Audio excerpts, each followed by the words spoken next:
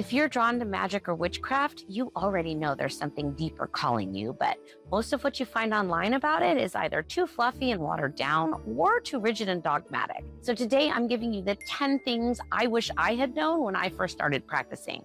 Things that would have saved me time, energy, and confusion. I'm Kris Rainwaters, transition specialist, renegade ritualist, and your favorite real estate witch. That's Noodles. He comes and goes as he pleases. No gatekeeping today, no theatrics, just deep guidance from someone who's walked this path, and still does, every single day. And if you want to go deeper into anything I mentioned, like deity work, crystals, or crafting a real daily ritual, I've linked those resources for you in the video description below. Let's begin. You can have every tool, every candle, every herb, but if your mind is scattered, scared, or unclear, your magic won't land. Not because you're broken or ungifted, but because your signal is fragmented. Magic begins in your attention, your focus, your imagination. Not the imagination of fantasy or delusion, but the imagination as interface, the space where vision, emotion, and energy converge. The place where you see what doesn't exist yet and start making it real. Magic doesn't start with the spell. It starts with the inner world you're casting it from. What you believe, you energize. What you expect, you invite. What you hold in the field of your awareness is what begins to form. And that's why intentionality isn't just a buzzword. It's the blueprint. It's the clarity that gives your spell structure. The mind isn't the enemy of magic. It's the gateway, but only if it's clear, focused, and working with, not against you. I talk more about this in my video on crystals because crystals don't cast spells on you and they're not evil and they can't just heal you magically. They hold your intention. They reflect your focus. They're memory tools, anchors for the spell you're already casting with your thoughts. That's linked below if you want to go deeper.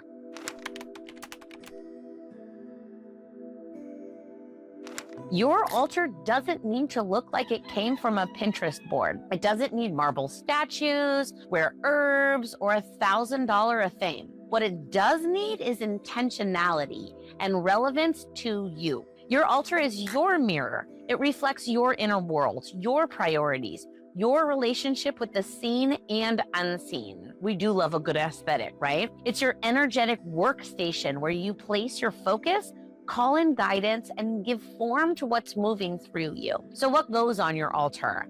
Let it be symbolic, not prescriptive. Let me give you a few examples. When I was doing deep grief work, I kept a black candle, a bowl of salt water, and a photo of my grandmother.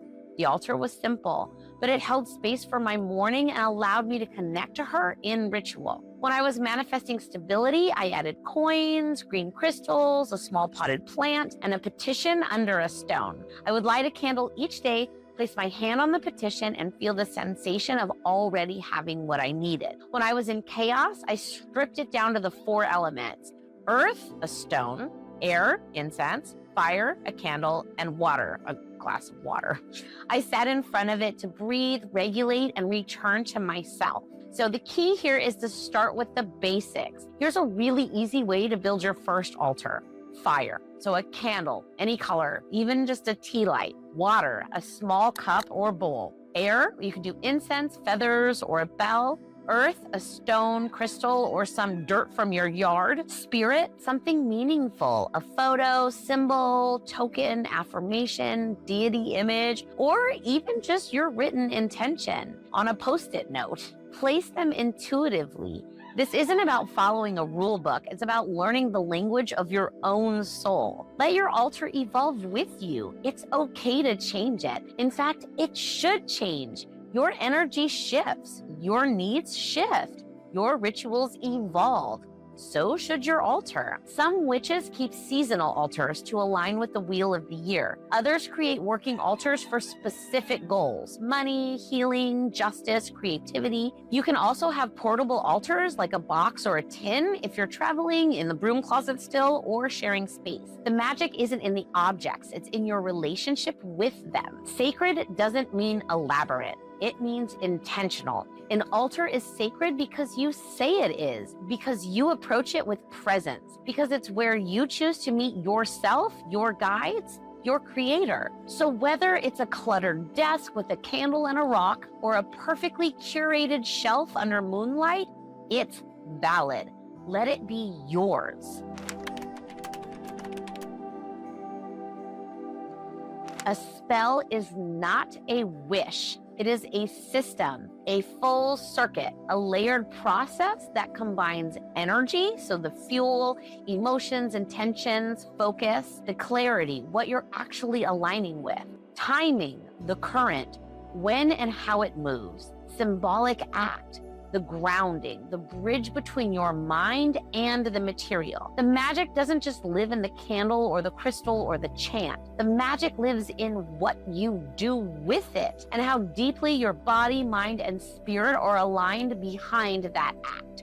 Here's the problem with most modern spell work. It's often treated like a wish list to the universe. You light the candle, say the words, and then go back to living the exact same way that got you stuck in the first place. That is not spell work. That's superstition with good branding. Real spell work is active alignment. It doesn't just ask the universe to shift, it asks you to shift. It's a feedback loop. Your signal to the world, and the world signals back. Let's look at a few examples. So let's look at a love spell. You want to call in a loving relationship. You dress a candle, charge a crystal, chant your intention, but then what? Are you communicating clearly with the people that you're dating? Are you setting healthy boundaries? Are you willing to be seen, not just perform romance, but receive love in your life? Are you healing the part of you that feels unsafe when things get too good? That's where the real magic is. Your spell opens the door, but you still have to walk through it. Here's another example about money. So let's say you do a prosperity jar, right? You write your abundance affirmations, leave a coin offering on your altar. Great. But if you're still avoiding your bank account, if you don't know how much you spend versus how much you make, if you're undercharging, overgiving, or sitting in resentment, then the energy has nowhere to go. Your container is leaking and no spell can override that until it's sealed with action.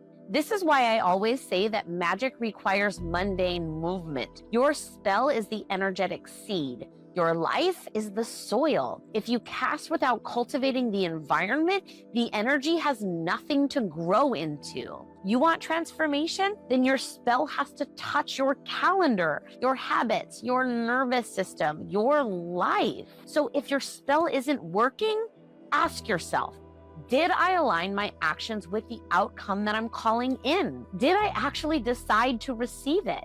Am I leaving space for this to land in real life or just chasing a feeling? The best spells aren't complicated. They're congruent. They don't just make your altar glow, they make your reality shift. You don't need to call in the elements as if they live somewhere else. They're not foreign forces. They're already alive inside you. You are made of them. You breathe them. You move with them. You are them. Every magical tradition across time, across cultures, centers the elements. In Hermetics, they are the 4 pillars of manifestation. In alchemy, they form the stages of transformation. In Wicca, they're called into every circle. In Chinese Taoism, the elements, which are slightly different, wood, fire, earth, metal, and water, govern cycles of health, emotion, and time. In Ayurveda, the elements combine into doshas, the foundational energies of your body. In indigenous traditions, the direction, seasons, ancestors, and animals are all aligned to elemental forces. Why? Because the elements are universal language. They're not just metaphors, they're maps for understanding energy and life itself. And they're in you too. Air is your breath, your mind, your thoughts, and voice. It lives in your lungs and in the way you speak truth or avoid it. Fire is your drive, digestion, and anger. It fuels your boundaries, your passion, your will to act. Water is your emotional body, your intuition, your sensuality. It flows through your blood, your tears, your tides of feeling. Earth is your structure, stability, memory, and form. It's your bones, your gut wisdom, your ancestry, your sense of safety. Spirit is the thread that ties all of them together. The space between the notes, the space between the breaths, the awareness within the experience. You don't need to summon them. They're already present. Your job is to attune. So what does this actually mean in practice? When you light a candle in ritual, you're not just adding ambiance. You're activating fire inside and around you. When you speak an intention out loud, that's air moving thought into sound, into vibration. When you cry in ritual, when you bathe, when you flow with intuition, that's water coming forward to carry and clear. When you sit still, place your hands on the earth or ground into your body, that's earth helping you remember that you're safe, held, and real. And when you bring all of that together with awareness, when you integrate it with presence and intention, that's spirit. That's the channel, the magic. Working with the elements isn't about pageantry or theatrics. It's about relationship. The more you recognize them in yourself, the more powerful your magic becomes. You are not separate from nature. You are nature remembering itself. And the elements are how we speak the language of that remembrance. This is one of the most misunderstood and most sacred parts of spiritual practice. And for those of us carrying religious trauma, it can be deeply triggering. So let's get something clear right now. Deity work is not about servitude, it's about sovereignty. You might have come from a background where God meant fear, a God who demanded your worship, but never gave you warmth. For many of us, God was never a comfort. He was a distant figure, disappointed, watching, a judgmental sky daddy. You could never do enough to be worthy. You could never be clean enough, obedient enough, holy enough. Your joy, suspicious. Your questions, dangerous. Your body, temptation. Oh no, you have boobs. A soul, a bargaining chip. Your gender or sexual orientation, less than or disgustingly sinful. And what do you get in return? A future promise of salvation, if you just suffered enough first. Peace, but only after death. Love, but only if you were good.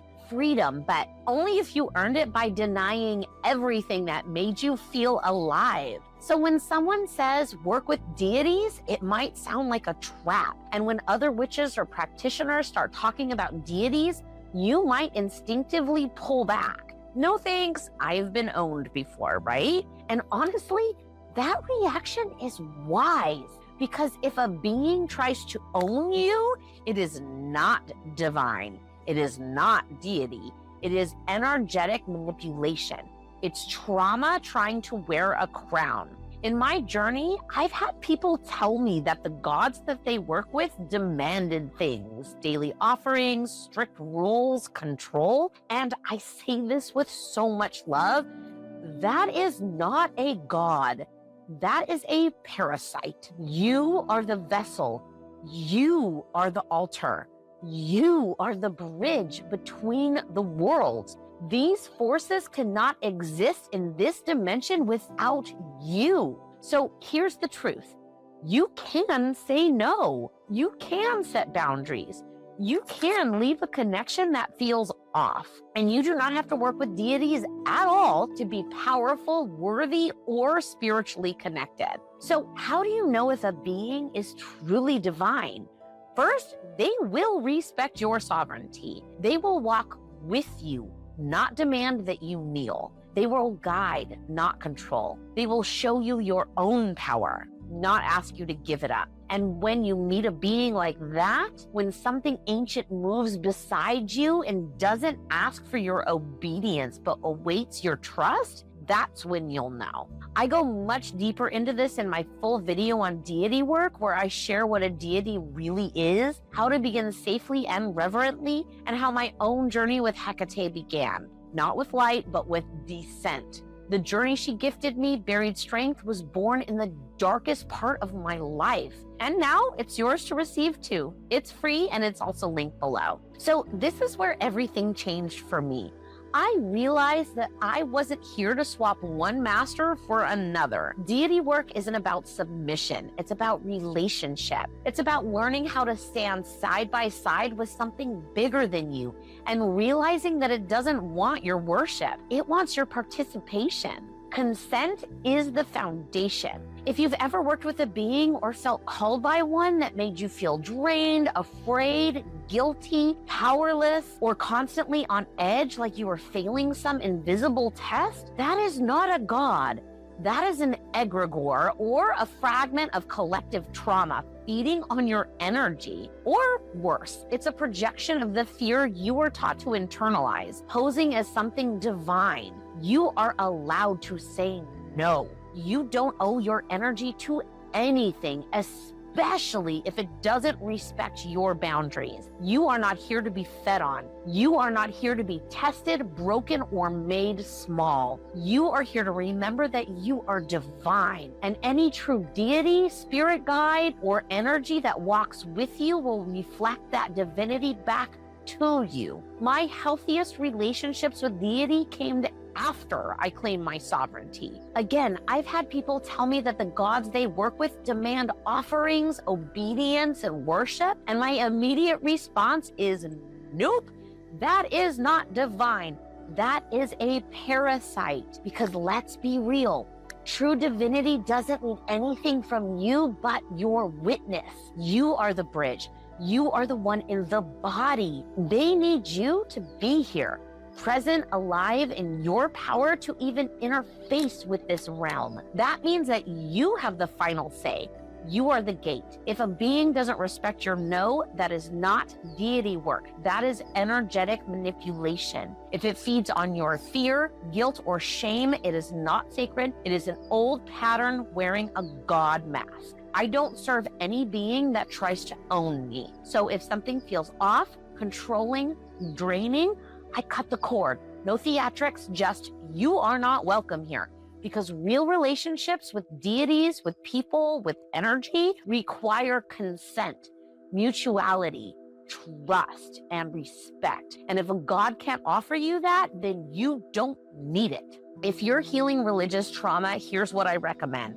Start by reclaiming the word God. If it still triggers you, rename it for now. Call it source or the universe or the great mystery, the mother of the void. You get to rewrite that contract. Speak your sovereignty out loud. I am sovereign. I do not consent to any being, energy, or entity that does not serve my highest good or respect my free will. Build trust slowly. If a present wants to walk with you, it'll wait. The divine doesn't demand, it invites. Tarot is not about predicting the future. It's about reading the present with more depth. It shows you the patterns you're living out, the energies you're embodying, and the crossroads that you're standing at, whether or not you've realized it. Tarot is a language of archetypes. Each card is a living symbol, a portal into something already moving in your psyche. The Empress may show up when you're being asked to receive more nourishment or reclaim your creative fertility. The Tower often means you're clinging to a structure that's already crumbling. The Hermit isn't telling you to be alone. It's asking you if you've made space to hear yourself again. Tarot is about pattern recognition, nothing more. And more importantly, pattern interruption. It shows you the loops that you're in so you can choose differently. Tarot is also a powerful tool for archetypal attunement. If deity work feels too rigid, hierarchical, or triggering due to past religious trauma, tarot can be a softer access point. You don't need to summon anything. You don't need to know what pantheon you belong to. You don't even need to believe in anything metaphysical. Tarot offers structure without dogma. It lets you feel into archetypes, the energies of queen, warrior, trickster, healer, mystic, magician, without having to worship them. You get to explore the divine in a way that's safe, symbolic, and sovereign. So if deities are stories that became alive through culture, then tarot cards are snapshots of those stories in motion. And you don't have to memorize all 78 cards. Just start simple, pull a card a day or a major arcana and just sit with it. Don't rush to the guidebook. Just ask, what does this image make me feel? Where does this pattern already exist in my life? What happens when I see this not as a prediction, but as a mirror? If you need a prompt to start with, try this. What energy am I unconsciously living out right now? Pull a card, let it speak. Then decide if that's a pattern you want to continue or transform. The magic of tarot is not in the cards. It's in the conversation it creates between your conscious self and the deeper self watching everything unfold. Tarot is a mirror, a teacher, a friend who tells the truth without flinching, but always gives you the choice of what to do next.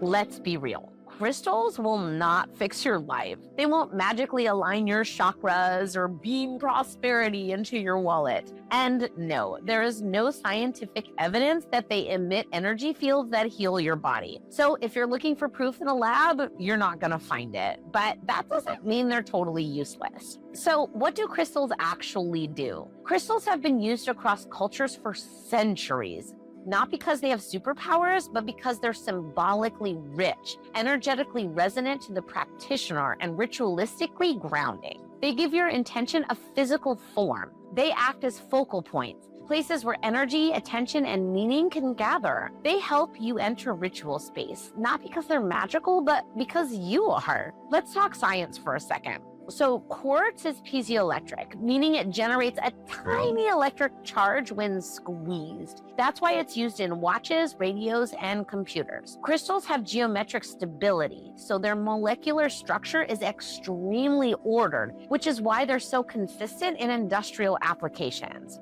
But none of that proves that a crystal can rebalance your aura or heal your trauma. So what are we actually doing? We're using symbolic tools to enter a deeper state of connection with ourselves, with nature, and with the unseen. So think of crystals like sacred reminders. Rose quartz won't manifest love on its own, but it might remind you to be gentle with yourself when you're healing. Carnelian won't ignite your confidence, but holding it in your palm before a big meeting might help you feel more embodied and grounded. Black tourmaline isn't going to block all the bad vibes, but setting an intention with it can help you stay clear in chaotic environments. They're not tools for escape, they're tools for presence. Crystals don't do the work for you. They remind you to show up and do it. So how do you work with them? First, you want to choose one that resonates intellectually, emotionally, visually. Again, humans love a good aesthetic. Name your intention, include it in your rituals, carry it, meditate with it.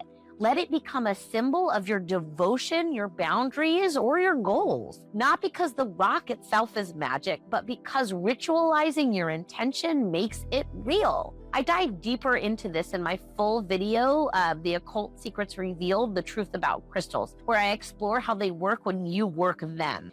No fluff, no hidden science claims, just spiritual literacy and heartfelt practice. That's linked below.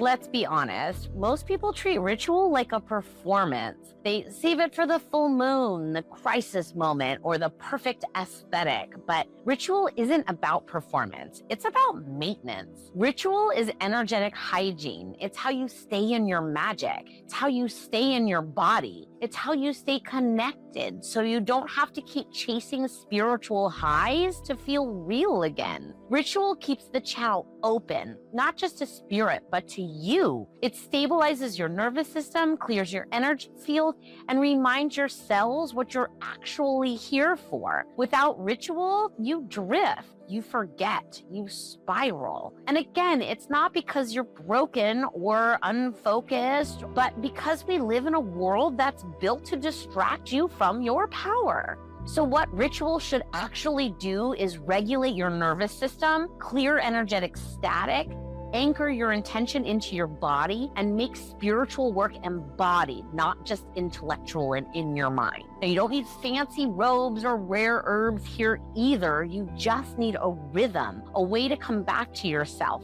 on purpose. And that is why I created the Ritual of Light. I needed something that I could do daily, not a vibe or a moment, a practice, a workout routine, something that could carry me through anxiety, burnout, and fear. The Ritual of Light became my way back. It's the reason I'm still here, and it's why I share it now. It takes just 20 minutes a day, no fluff, no pressure, just structure that creates space. If you want to go deeper, if you want to experience what it means to stay in your magic, to anchor in every day, not just when it's convenient, I've got 3 free masterclasses that walk you through how it works, why it's different, and how to begin. Watch any of them. They are all linked below. And if your body says yes, the link to start your own Ritual of Light is right there too. You don't have to be perfect. You just have to be present. Ritual isn't about being worthy. It's about remembering that you already are.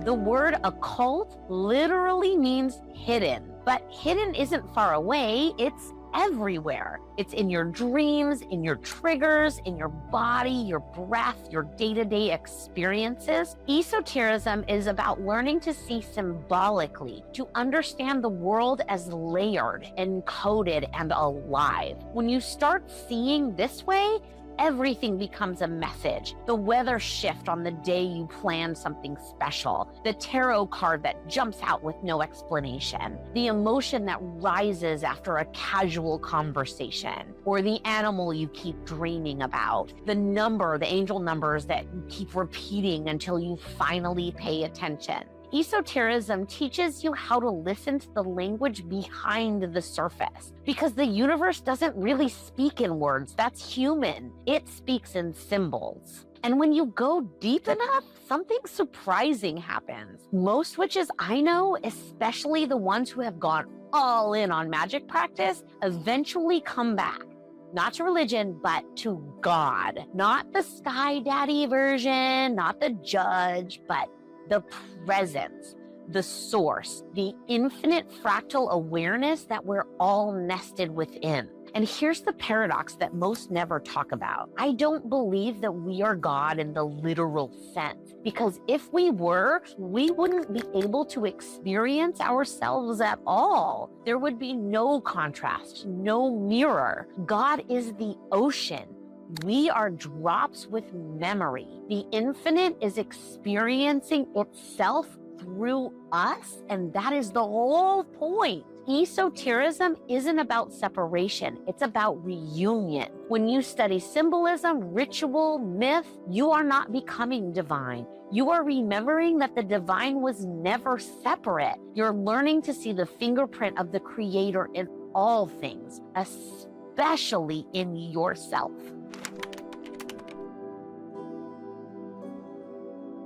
This is the part that no one tells you when you start. You are not here to become magical. You are here to remember that you already are. You don't need to earn your magic, not through lineage, not through books, not through certifications, initiations, or proving yourself worthy of a path. You were born magical. You've just been taught to forget, taught to hide your intuition, taught to mistrust your emotions, taught to silence your knowing, taught to shrink your light so others wouldn't feel uncomfortable. And the witch wound runs deep, especially for those of us raised to believe that our power was dangerous. But here's the truth. This path isn't about adding more. It's about stripping away what was never yours to carry. The shame, the conditioning, the fear that said you must not, the programming that said you are too much. Every candle that you light is an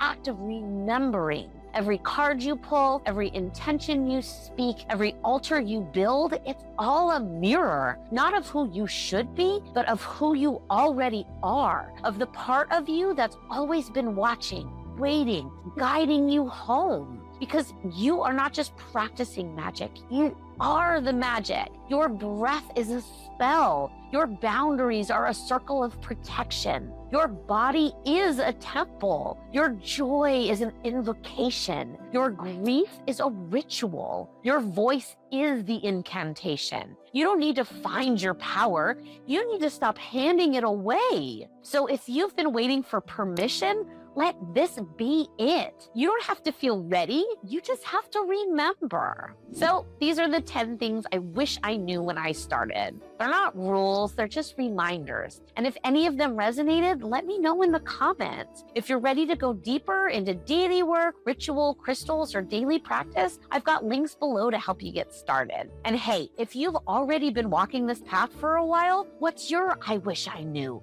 Leave it below. Someone out there might need to hear it.